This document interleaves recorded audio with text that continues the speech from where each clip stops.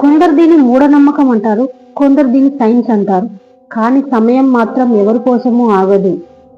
సరిగ్గా 400 ఏళ్ల క్రితం తాళపత్రాల మీద రాసిన ఆ అక్షరాలు ఇప్పుడు మన కళ్ళ ముందుంటే ఒళ్ళు గగుర్బోవడం ఖాయం. కలియుగ అంతం మనం చదువుకున్నాం, కానీ ఆ అంతం 2026 నుండే మొదలవబోతుందా? SRAA వరల్డ్ లో ఈ రోజు భవిష్యత్తు గురించి బ్రహ్మం గారు వేసిన ప్లాన్ ఏంటో చూద్దాం. వీడియోని ఎక్కడ కూడా స్కిప్ చేయకుండా చూడండి. కొత్తగా ఛానల్ని చూస్తున్నట్లయితే ఛానల్ని సబ్స్క్రైబ్ చేయండి. అలాగే వీడియోకి లైక్ చేయడం మర్చిపోవద్దు. అసలు ప్రకృతి వైపరీత్యం అంటే ఏంటి? బ్రహ్మం గారు చెప్పారు, నీళ్లు నిప్పులై మండుతాయి, ఆకాశం రంగు మారుతుంది అని. సైన్స్ ప్రకారం చూస్తే 2026లో సోలార్ మాక్సిమం అనే ప్రక్రియ వల్ల భూమి మీద కమ్యూనికేషన్ సిస్టమ్ దెబ్బతినే అవకాశం ఉంది. ఆయన చెప్పిన ఆ ఆకాశం రంగు మారడం అంటే ఇదేనా?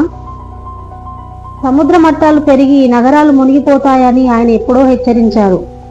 అది 2026లో పీక్ స్టేజ్కి వస్తుందా? కన్నప్ప కన్ను ఇస్తుంది, వింత రూపాలు రాజ్యమేలుతాయి అని ఆ కాలజ్ఞానంలో ఉంది.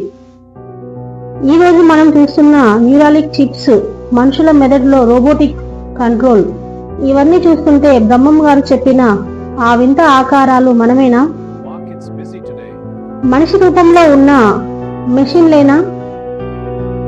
2026 నాటికి AI మన ఆలోచనలను కూడా శాసించబోతుంది. సామాజిక విపత్తు అంటే ఇదేనేమో. ధర్మం ఒక పాదం మీద నడుస్తుంది అంటే మనుషుల మధ్య నమ్మకం పోతుంది. యుద్ధాలు, ఆకలి, చావులు, వైరస్లు ఇవన్నీ 26లో ఒక కొత్త మలుపు తిరగబోతున్నాయి. ఇది భయం కాదు, ఒక హెచ్చరిక. చాలా మంది అడుగుతారు, ఇవన్నీ నిజమైతే మనం ఏం చేయాలి అని. బ్రహ్మం గారు కేవలం వినాశనం గురించి చెప్పలేదు, పరివర్తన గురించి చెప్పారు.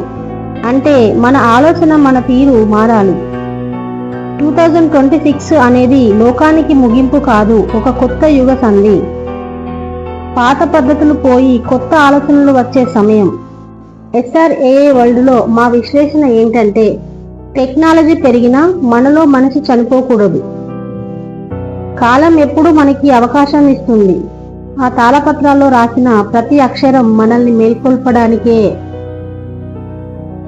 మరి మీరు ఏమనుకుంటున్నారు? 2026లో నిజంగానే ఆ మహా పరివర్తన జరగబోతుందా? మీ మనసులో ఏముంది? కింద కామెంట్ చేయండి. మీరు ఇచ్చే ప్రతి లైక్ మాకు ఇలాంటి లోతైన విషయాలను వెలికి తీయడానికి బలాన్ని ఇస్తుంది. మరియు మిస్టరీల కోసం SRAA వరల్డ్ని సబ్స్క్రైబ్ చేసుకోండి.